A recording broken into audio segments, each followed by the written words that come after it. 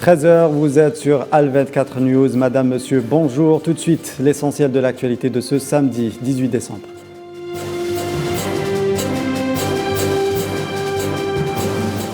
Sport, football, les yeux seront tous rivés vers le Qatar et la finale 100% maghrébine de la FIFA Arab Cup. Algérie-Tunisie, début du match prévu à 16h, heure algérienne.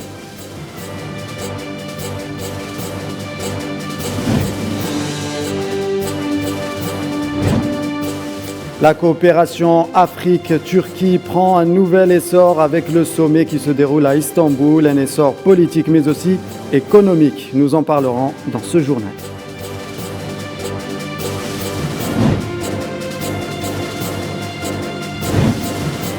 Nous célébrons aujourd'hui la journée internationale des migrants. Pas moins de 280 millions de migrants internationaux recensés en 2020, soit 3,6% de la population mondiale.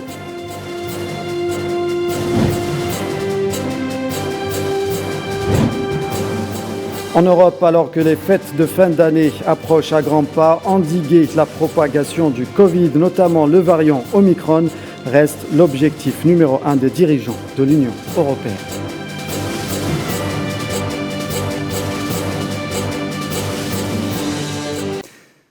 Direction la coopération Turquie-Afrique pour parler de coopération Turquie-Afrique en Turquie. La coopération qui prend un nouvel essor. Erdogan regarde vers la rive sud avec détermination depuis sa dernière tournée africaine. La toile s'est tissée avec force entre la Turquie et bon nombre de pays africains. La coopération avec l'Algérie en est la parfaite illustration. Les détails avec Leila Gertal. Le président turc tente d'étendre son influence sur le bassin sud pour relancer l'économie de son pays et asseoir son influence tant politique qu'économique dans la sous-région.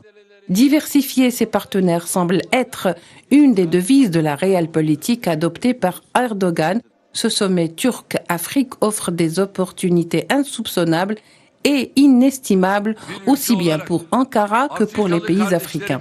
L'Algérie constitue un axe central dans ce volet, dans ce sens où elle représente le portail de l'Afrique. Lors de sa dernière visite en Algérie en 2020, la première du genre effectuée par un chef d'État en Algérie, après l'élection de Tebboune, le président Erdogan avait rappelé qu'il comptait beaucoup sur l'Algérie pour la réussite de ce sommet, affirmant que, je cite, « l'Algérie représentait un accès important pour l'Afrique et ceci pour la Turquie ». La participation du Premier ministre et du ministre des Finances algérien Ayman Ben Abdelrahman en sa qualité de représentant du président Abdelmajid Tebboune consacre toute l'importance accordée par les deux pays aux échanges bilatéraux et à la coopération, et surtout le souci de hisser les relations à un niveau d'excellence. Cette dynamique insufflée aux échanges devrait aboutir à la tenue de la première session du Conseil de coopération conjoint de haut niveau, dont la mise en place a été convenue par les présidents des deux pays en 2020. L'Algérie est considérée ainsi comme le deuxième partenaire de la Turquie en Afrique. Celle-ci a déjà investi plus de 5 milliards de dollars en Algérie. Le nombre d'entreprises avec les partenaires turcs en Algérie dans le secteur de la construction et de l'habitat a dépassé les 1300. En matière de coopération algéro-turque, les chiffres sont plus éloquents que le verbe. Des mémorandums d'entente et des accords de partenariat ont été signés dans divers secteurs, entre autres l'enseignement supérieur, le tourisme, la diplomatie et l'énergie, avec le prolongement jusqu'à 2024 du contrat du gaz liquéfié qui approvisionne la Turquie depuis 2020. Le partenariat entre les deux pays s'est traduit par l'intensification et la concertation sur les questions régionales et internationales. Ce sommet, même s'il se veut avant tout africain, le partenaire Algérie l'incarne sous sa meilleure image. Et l'aspect sécuritaire, justement, un point très important lors de ce sommet Afrique-Turquie. Le président turc Recep Tayyip Erdogan s'est exprimé à ce sujet. Nous sommes un pays qui a connu durant plus de 40 ans les affres du terrorisme, donc nous savons très bien ce que l'Afrique endure, à cause de la présence des organisations terroristes telles que Daesh et Boko Haram. Nous sommes prêts à échanger nos expériences dans le domaine de la lutte antiterroriste afin d'éradiquer toutes les organisations terroristes. Et la Turquie, qui prend désormais conscience de l'importance de l'Afrique, scrute la moindre opportunité pour renforcer ses liens sur le continent, et ce, afin de gagner de nouveaux galons sur l'échiquier économique, notamment via l'intensification des investissements directs étrangers, une stratégie qu'Ankara cherche inéluctablement à développer à partir d'Alger. Kherden Batash. L'Algérie, qui prend part au 3e sommet de partenariat Turquie-Afrique, entretient déjà d'excellentes relations économiques avec Ankara, et ce en vertu d'un traité d'amitié et de coopération signé en 2006. Le nombre d'entreprises turques présentes en Algérie ne cesse de croître. Il est estimé à pas moins de 800 opérateurs activant dans divers secteurs, notamment le bâtiment, l'industrie, la défense et le commerce. Les échanges commerciaux entre les deux pays ont atteint 4 milliards de dollars en 2018 et 2019, avant de baisser à 3 milliards de dollars en 2020 en raison de la pandémie Covid-19. La Turquie occupe la première place en termes d'investissement direct étranger en Algérie avec un équivalent de 3,5 à 5 milliards de dollars. Que la participation de l'Algérie au 3e sommet Turc-Afrique peut d'abord développer les relations économiques et les échanges commerciaux entre l'Algérie et la Turquie, et aussi va permettre à l'Algérie d'avoir sa place en tant qu'un grand pays africain, et aussi pour devenir vraiment une porte importante vers le marché africain, non seulement pour la Turquie, mais aussi pour d'autres pays. Ankara a récemment déclaré par le biais de sa chancellerie vouloir continuer à investir dans des projets porteurs. Mais la Turquie veut également porter son regard sur d'autres horizons en profitant de l'éclaircie du ciel algérien. Pour intensifier sa présence économique sur le continent africain, Ankara souhaite désormais passer par un modèle de realpolitik, étalonné de plus près d'autres acteurs ayant les clés de la région. Nous avons réalisé d'excellents chiffres et résultats depuis 16 ans, et il s'agit là de la meilleure preuve que nous pouvons avancer quant au caractère sérieux de notre engagement sur le continent africain. Nos ambitions nous porteront plus loin que ça, car nous croyons que l'Afrique, c'est bien plus que 5 pays uniquement. En octobre dernier, le président turc Recep Tayyip Erdogan s'est rendu en Angola, au Nigeria et au Togo. Dès son retour, il a inauguré à Istanbul le 3e forum d'économie et d'affaires Turquie-Afrique, tenu en présence de nombreux ministres turcs et de plusieurs centaines de responsables africains en provenance de 41 pays. Dans ce sillage, le sommet d'Ankara devra donc planter les jalons d'une coopération continentale entre la Turquie et l'Afrique sur des bases économiques plus pragmatiques. Et toujours dans le dossier Afrique, prévu pour le 20 décembre, la visite du président français Emmanuel Macron au Mali n'aura finalement pas lieu selon le communiqué de la présidence française en raison de la situation sanitaire liée à la progression du variant Omicron du Covid-19. Cette décision a été prise dans un souci de cohérence entre les mesures annoncées au niveau national et l'agenda international du président, et dans un souci de ne pas exposer notre dispositif militaire dans un moment de dégradation de la situation sanitaire en métropole, a indiqué la présidence française. En Côte d'Ivoire, le Premier ministre et chef du gouvernement Patrick Achi a présidé la cérémonie d'ouverture de la 5e étape du dialogue politique en présence de responsables de 21 formations politiques dont 8 groupements et 13 partis individuels. Le chef du gouvernement a exhorté les responsables politiques à saisir l'occasion de ce dialogue politique pour réaffirmer leur engagement en faveur de la paix, de la cohésion nationale et de la stabilité. De leur côté, les responsables des formations politiques présents ont unanimement salué la reprise du dialogue politique, a précisé le communiqué du gouvernement ivoirien. Et au Soudan, la situation est de plus en plus tendue entre Khartoum et Addis Abeba. Le déploiement davantage de troupes de la part du Soudan le long de sa frontière avec l'Éthiopie est loin d'être un signe d'apaisement du conflit territorial qui risque de prendre une ampleur régionale. Tinine Al-Makassi. En marge des conflits internes que traversent les deux pays, de vives tensions se font sentir entre Khartoum et Addis Abeba, conflit qui oppose les deux pays depuis plusieurs années. C'est un conflit frontalier majeur en raison du contrôle de la région d'Al-Fashara. Depuis plusieurs semaines, les deux pays s'accusent mutuellement d'ingérence et de provocation. Les deux pays n'arrivent pas à trouver une solution de paix à ce conflit frontalier dans cette région extrêmement fertile. Les problèmes entre le Soudan et l'Éthiopie ne s'arrêtent pas là. Les deux pays, en plus de l'Égypte, se disputent le contrôle du barrage de la Renaissance. Connu sous le nom du conflit du bassin du Nil, il ne cesse de s'intensifier de plus en plus, surtout avec les nouveaux réalignements régionaux de ces dernières années, notamment la scission du Soudan en deux pays, le Nord et le Sud. Les événements semblent s'accélérer et les observateurs parlent déjà de risques d'escalade de violence régionale. D'ailleurs, un an après la signature de l'accord de paix historique à Juba, Mohamed Hamdati, vice-président du Conseil de souveraineté soudanais, a annoncé la suspension de cet accord signé avec les rebelles soudanais. Ce qui vient mettre encore plus la région sous tension, surtout que les velléités de déstabilisation sont réelles. Et le Trésor américain en Centrafrique a placé vendredi 17 décembre sous sanction le chef de l'UPC, Union pour la paix au Centrafrique, l'un des plus puissants groupes armés du pays, Ali Daras, qui est accusé de graves violations des droits de l'homme, et l'UPC est désigné responsable de meurtres, tortures, viols ainsi que du déplacement de milliers de Centrafricains depuis 2014.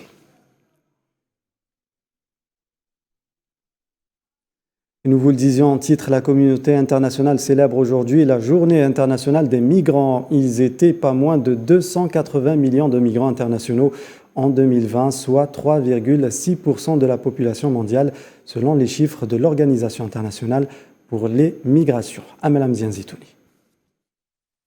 Qu'ils soient volontaires ou forcés, conséquences de catastrophes, de difficultés économiques, d'une pauvreté extrême, de conflits ou de changements climatiques. Toutes ces difficultés continuent de déterminer les mouvements de population et flux migratoires dont les chiffres ne cessent de s'accroître. Ces facteurs influeront considérablement sur les caractéristiques et l'ampleur des migrations à l'avenir et détermineront les stratégies et les politiques que les pays devront élaborer pour mettre à profit le potentiel qu'offre la migration, tout en veillant à ce que les droits de l'homme fondamentaux des migrants soient garantis. Cependant, le Pacte mondial pour des migrations sûres, ordonnées et régulières offre l'occasion de faire de la mobilité humaine une réalité et d'en saisir les chances. Par leur connaissance, leur réseau et leurs compétences, les migrants contribuent à des communautés plus solides et plus résilientes.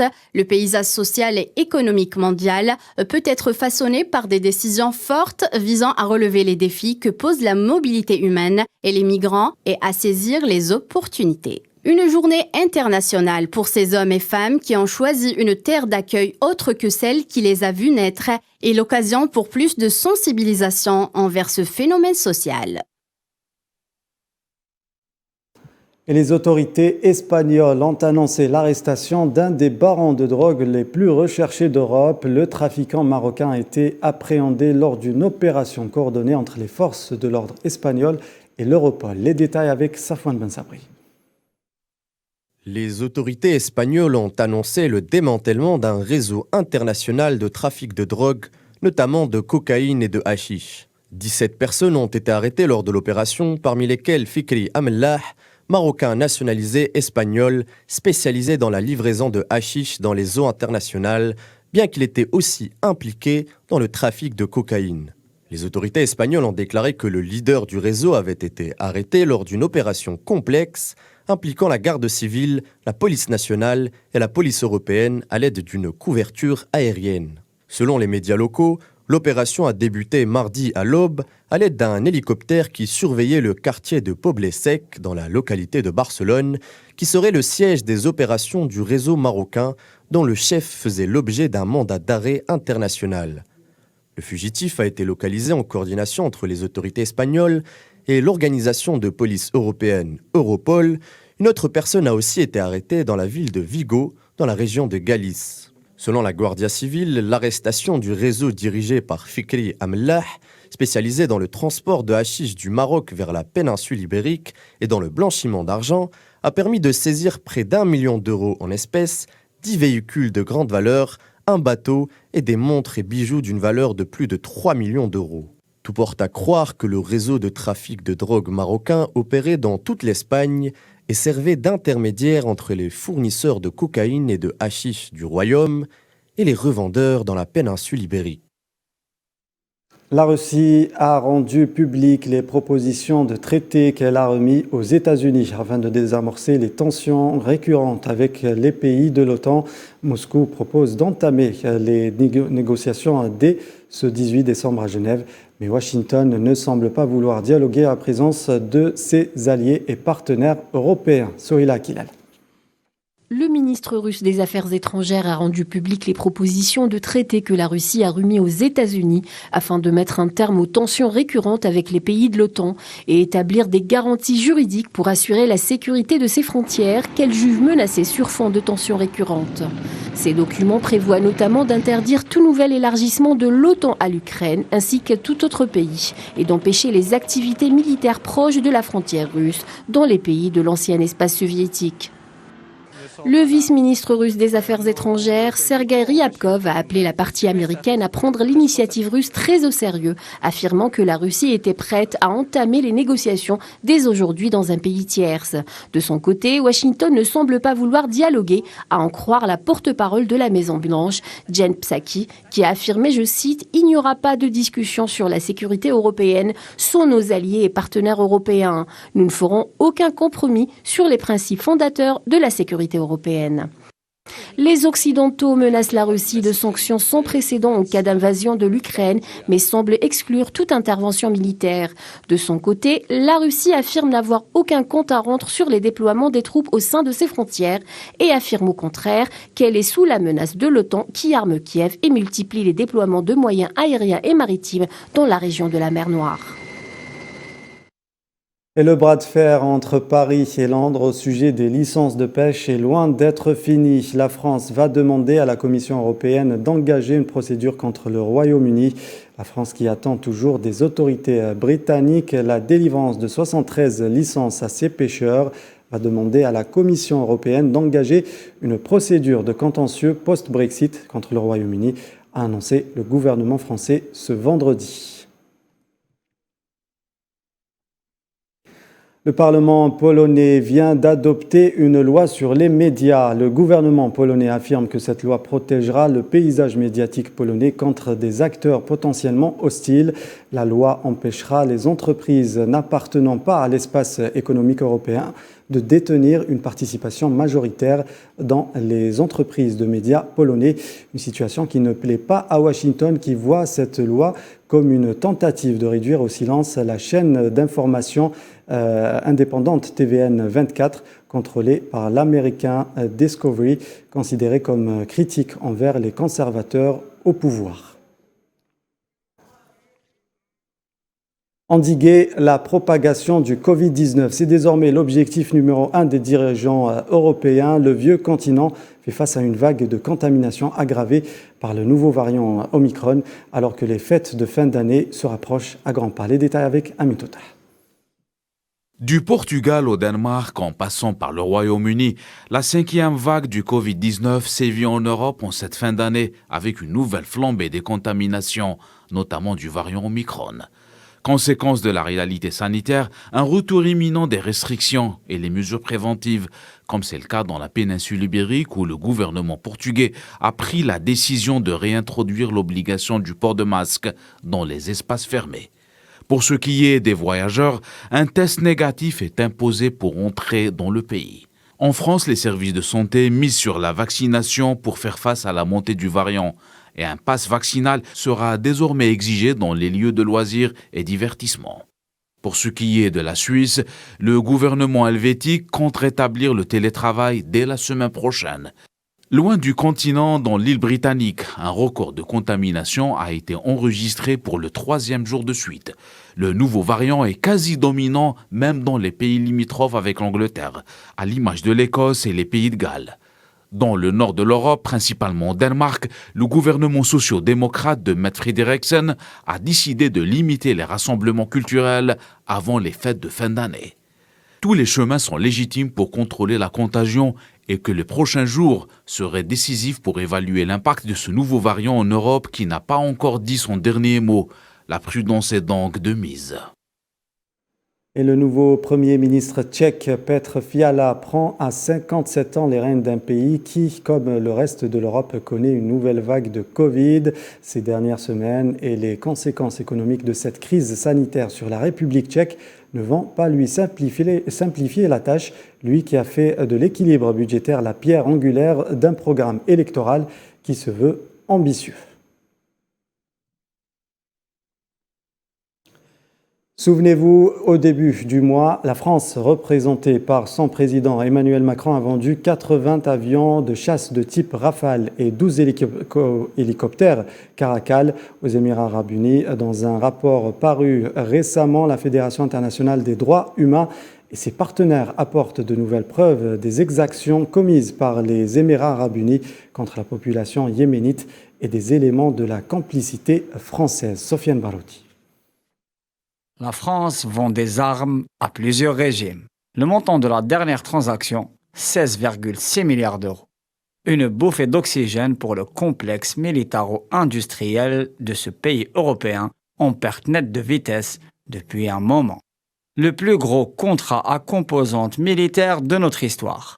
C'est ainsi que se réjouissait Emmanuel Macron, déjà en course pour sa réélection. Pourtant, un rapport de la Fédération internationale des droits de l'homme, en partenariat avec l'Observatoire des armements et l'association yéménite Mouatana, pointe clairement du doigt l'implication des forces armées émiraties dans des crimes de guerre. Le rapport de 60 pages a été publié dernièrement après un an d'enquête. Ce document dévoile les contours de l'alliance stratégique entre la vieille République et la principauté du Golfe. Des armements made in France auraient été utilisés pour les besoins de la répression intérieure ainsi que dans des opérations ayant entraîné des crimes de guerre, notamment au Yémen, où une coalition dirigée par les Émiratis est très engagée militairement, surtout dans le sud de ce pays arabe, soumis à un blocus terrible depuis 2015. L'entente belliqueuse entre Paris et Abu Dhabi ne se limite pas à ce théâtre d'opération. Pour rappel, une implantation militaire française est active aux Émirats et comprend 3 bases. Les révélations de cette enquête ne sont pas les premiers éléments qui pointent du doigt la responsabilité de la France dans des crimes de guerre. Dernièrement, la révélation de l'opération Sirli, impliquant l'armée française dans une affaire de bombardement de civils aux confins de la frontière entre la Libye et l'Égypte, et ayant fait des centaines de victimes, avait mis dans la gêne la Grande Muette et bien embarrassé Paris, déjà dans une situation d'isolement diplomatique sans précédent. Direction Vienne, en Autriche, et les négociations autour du nucléaire iranien, même si quelques avancées sont à observer, comme l'accord sur la reprise de la surveillance par caméra de l'un des sites du programme nucléaire iranien, l'Occident exprime ses doutes. Nous n'avons pas des mois devant nous, mais plutôt des semaines pour conclure un accord, a déclaré le diplomate européen Enrique Mora le vendredi. Des doutes partagés par l'Agence internationale de l'énergie atomique qui a vu certaines données enregistrées par ces caméras disparaître. Selon l'Iran, c'est la conséquence d'un sabotage que Téhéran attribue à l'entité sioniste. Par ailleurs, les informations enregistrées par les caméras de l'Agence internationale de l'énergie atomique resteront en possession de l'Iran jusqu'à la conclusion d'un nouvel accord international. Au Chili, le second tour de l'élection présidentielle de ce dimanche s'annonce très serré. Le candidat d'extrême droite, José Antonio Kast, un avocat de 55 ans, partisan de la loi et l'ordre, admirateur de l'ère Pinochet, fera face à l'ancien leader étudiant de gauche, Gabriel Boric, 35 ans. Les deux candidats incarnent littéralement 2 visions différentes du Chili et de la société, et les sondages ont de la peine à les départager. Lutte contre la drogue après des sanctions infligées par Washington contre les acteurs du trafic international de drogue en Chine, mais aussi au Brésil et au Mexique. Pékin s'est étonné jeudi de ces sanctions en soulignant avoir une tolérance zéro en matière de drogue. Les autorités chinoises disent avoir déjà beaucoup fait pour endiguer le trafic de fentanyl, un puissant opiacé de synthèse utilisé dans le milieu médical, mais dont l'usage peut être détourné comme drogue, et accuse en retour les États-Unis de laxisme. Aux États-Unis, l'utilisation de ces drogues a provoqué 100 306 overdoses fatales en une année seulement. Et retour au pays à la 29e édition de la foire de la production algérienne où l'objectif primordial de l'événement est la nécessité d'améliorer la compétitivité du produit national en vue de faire concurrence aux produits étrangers. Un objectif qui s'inscrit dans la dynamique de relance de l'économie nationale hors secteur des hydrocarbures. Mohamed Wali Ben Chaben. De nombreux stands d'exposition rassemblent toutes les entreprises et PME, cultivateurs et entreprises algériennes des secteurs de l'agriculture et de l'agroalimentaire proposant des produits bruts et autres transformés aux consommateurs algériens. L'objectif principal de cette manifestation est de rendre le produit national plus compétitif. Notre produit, la poudre de caroube, est un substitut du cacao. Et l'Algérie actuellement importe des centaines de millions de dinars de cacao et nous espérons pouvoir substituer au moins 25% de ces importations. Parce que d'une part, notre produit est ce qu'on appelle un produit healthy, c'est un produit santé avec beaucoup de qualité par rapport au cacao, et d'autre part, c'est un produit qui est nettement moins cher que le cacao. La solution consiste au développement de la compétitivité et de la capacité du produit national, de concurrencer le produit étranger, mais aussi de passer à l'exportation notamment. Dans la stratégie de l'entreprise, nous nous sommes dit que l'exportation poussait vers le haut, donc ça nous a poussé à aller vers la qualité, et la preuve en est que nous sommes déjà certifiés ISO 9001, FSC 22000, Bio, Halal et HACCP. Ça nous a permis de nous imposer sur nos pays cibles. Le secteur agricole qui a enregistré des chiffres records l'exercice courant en Algérie n'envisage pas de s'arrêter là, puisque l'agriculture moderne intéresse d'ores et déjà les producteurs. Le but de cette foire, c'est d'avoir les opportunités pour les autres entreprises, de nous aider, de nous donner le chemin pour y aller plus loin. L'État algérien souligne le plein soutien du gouvernement aux projets d'investissement réalisés localement afin de diversifier les ressources de l'économie nationale. L'intégration des femmes et des jeunes dans le développement de l'économie nationale, il en était question lors de l'Innovations Challenge co-organisé par PNUD Algérie, le ministère du Travail et l'ambassade du Japon en Algérie. Un concours qui s'inscrit dans la continuité d'un partenariat stratégique entre ces parties. Emmanuel Marat. Innovations Challenge, organisé par PNUD Algérie, le ministère du Travail et l'ambassade du Japon en Algérie, est un concours qui s'inscrit dans la continuité d'un partenariat stratégique entre les parties. Je remercie profondément la coopération avec l'ambassade du Japon parce que sans eux, ce financement ne serait pas possible et ce partenariat ne pouvait pas être abouti. C'est un partenariat avec le Japon et le gouvernement du Japon de longue date. C'est un des partenaires de PNUD au niveau global le plus important, mais aussi au niveau national. On a un historique de projets, de réussite sur l'emploi de jeunes et je suis très fière de pouvoir avoir cette opportunité en présence de monsieur l'ambassadeur, encore une fois pour le remercier pour la confiance et pour ce partenariat. Effectivement, je voulais aussi remercier le partenaire Injaz qui a pu soutenir la formation de groupes de jeunes pour pouvoir entamer les projets. Dimanche 12 décembre s'est tenu le Pitch Day où plusieurs candidats algériens de 4 wilayas pilotes, Béchar, Khenchela, Naama et Oran, ont présenté leurs projets innovants sous l'œil des membres du jury afin de pouvoir bénéficier d'une aide financière pour les réaliser. C'est un grand plaisir pour nous, l'ambassade du Japon, pour avoir pu participer à ce projet conçu par le PNUD en collaboration avec le ministère du Travail et du gouvernement algérien. Donc c'était une collaboration tripartite entre le Japon, PNUD et l'Algérie. Des ateliers s'étalant sur plusieurs journées ont été organisés dans le but d'élaborer une charte nationale de l'économie sociale et solidaire. Je remercie toujours nos partenaires. PNUD, le Japon, les heureux gagnants de cette dernière phase. Les résultats de ces 10 ateliers et les riches débats ont permis de mettre en place les éléments principaux du contenu et de la structure de la charte, qui permettront au secteur de mieux répondre aux défis socio-économiques actuels. Et puis avant de clore ce journal, nous allons parler art culinaire et cette soupe haïtienne, la soupe djoumou, une soupe à base de giroman, art culinaire et symbole de l'indépendance en Haïti, fait désormais partie du patrimoine culturel de l'humanité de l'UNESCO. C'est l'agence des Nations Unies elle-même qui en a fait l'annonce sur Twitter.